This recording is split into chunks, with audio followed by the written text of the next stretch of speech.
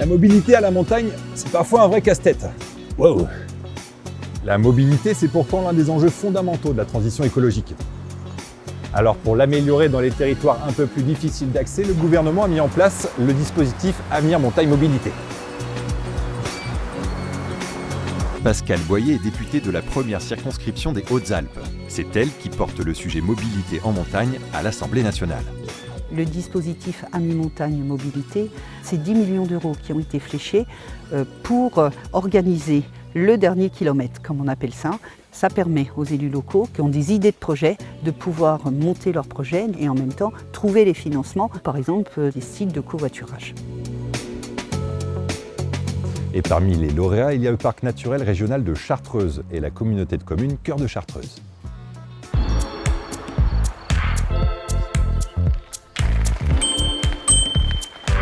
Il n'y a pas beaucoup de répartis.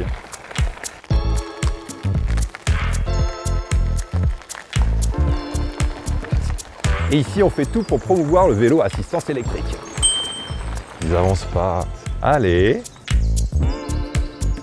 Là, on est sur la piste cyclable qui relie Entre-Deux-Guiers et Saint-Joseph-de-Rivière, donc une artère qui nous convient maintenant de développer pour faire plus d'entrées sur les centres-bourgs et qui est très appréciée à la fois des travailleurs qui peuvent se rendre à leur travail en vélo, mais aussi des familles le week-end et des touristes aussi pour relier un point à un autre. Beaucoup de gens aimeraient se passer de la voiture, par contre ils aimeraient garder toute la flexibilité de la voiture.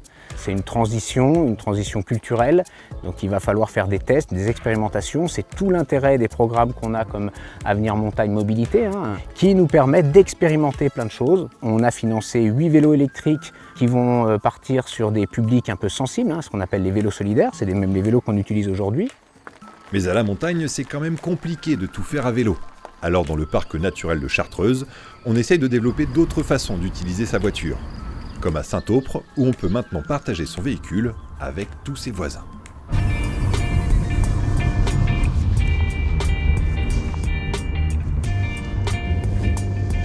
Bonjour! Voici donc une voiture partagée entre particuliers, c'est ça? Absolument! Alors, l'autopartage entre particuliers est quelque chose d'extrêmement simple.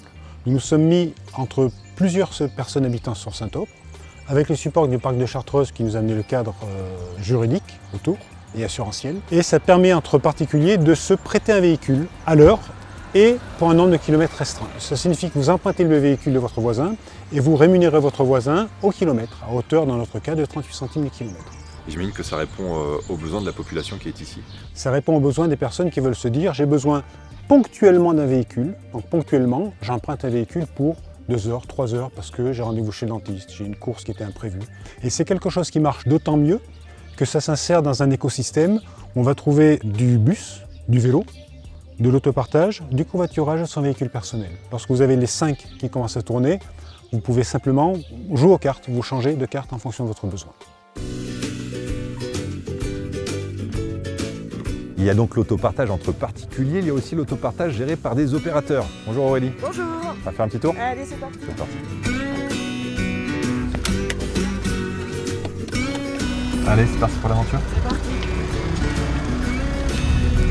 Comment ça fonctionne de prendre ce véhicule quand je veux en fait, c'est ça? Oui, tout à fait. Donc vous allez sur l'application ou sur le site internet et en fait tout le monde peut se servir du véhicule, particulier, entreprise, voilà. Et vous en servez dans quel cadre? Donc moi je m'en sers dans le cadre de services aux seniors, donc portage des repas ou transport à la demande aussi. On a vraiment à cœur de laisser personne dans l'isolement. Donc s'il y a des gens qui sont en panne de véhicule ou qui ont besoin, voilà, on avait à cœur de pouvoir leur proposer un service comme ça au cœur de Saint-Pierre-de-Chartreuse.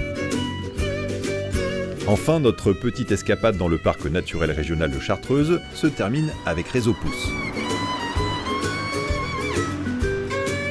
Un système qui permet d'organiser tout l'autostop dans la région.